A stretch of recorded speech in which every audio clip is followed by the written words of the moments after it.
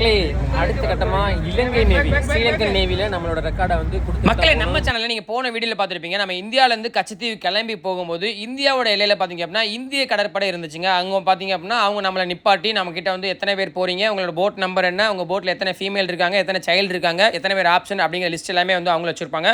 So நம்மளும் வந்து அதை வெரிஃபை பண்ணிட்டு தான் வந்து இந்திய எல்லையை வந்து கடந்து வர முடியும். ஸோ இந்திய எல்லையை வந்து கடந்து வரும்போது இந்திய எல்லைக்கும் இலங்கை எல்லைக்கும் அந்த இடைப்பட்ட பகுதி என்ன சொல்லணும்னா எல்லைக்கோடு அப்படின்னு சொல்லி சொல்லுவாங்க. அதை வந்து இங்கிலீஷில் பார்த்தீங்க அப்படின்னா இன்டர்நேஷனல் மேரிடைம் பவுண்டரி லைன் அப்படின்னு சொல்லி IMPL கிராசிங் அப்படின்னு சொல்லி சொல்லுவோம். ஸோ அந்த IMPL பார்த்தீங்க அப்படின்னா இலங்கையோட எல்லையில் வந்து இலங்கை நேவி இருக்கும். ஸோ இலங்கை நேவிடையுமே பார்த்தீங்க அப்படின்னா நம்ம அதே லிஸ்ட்டு அதே வெரிஃபை பண்ணணும்.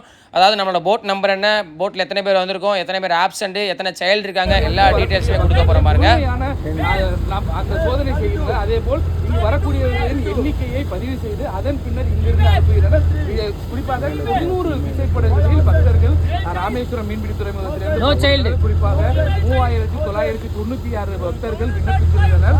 அதில் விடுபட்டவர்களை விட்டு இப்போ நம்ம வந்து IMPL கிராஸ் பண்ணிட்டாங்க. அதாவது சர்வதேச எல்லையை தாண்டி நம்ம இந்தியா எல்லையை தாண்டி இலங்கைக்குள்ளே போயிட்டோம். ஸோ இலங்கைக்குள்ளே போனது பார்த்தீங்கன்னா நான் முழுக்க இலங்கை கடற்படை கட்டுப்பாட்டுக்குள்ளாங்க இருப்போம். ஸோ அதே மாதிரி பார்த்தீங்கன்னா நம்ம கரையை நோக்கி போகும்போது இலங்கையோட கடற்படை தான் நம்மளை வந்து வழிகாட்டி கூட்டு போவாங்க. ஸோ அதில் பார்த்தீங்க அப்படின்னா இப்போ நம்ம பார்க்குறது வந்து பைக்குன்னு சொல்லுவாங்க. இது வந்து பயங்கர ஸ்பீடாக வந்து கடல் மேலே போகும்.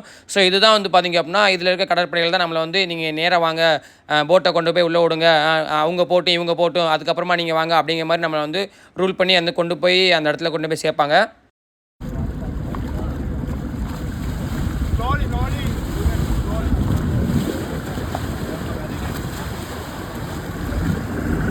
இலங்கை கடற்படை பைக்கு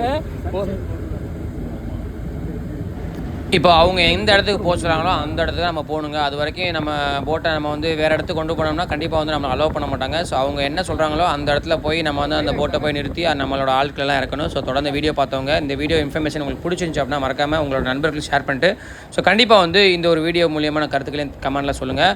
ஸோ இப்போ வந்து நம்ம வந்து கச்சத்தீவுக்கு உள்ளே என்ட்ராகி இறங்கி போக போகிறோம். ஸோ வீடியோ பார்த்து முடிச்சு ஷேர் பண்ணிவிடுங்க.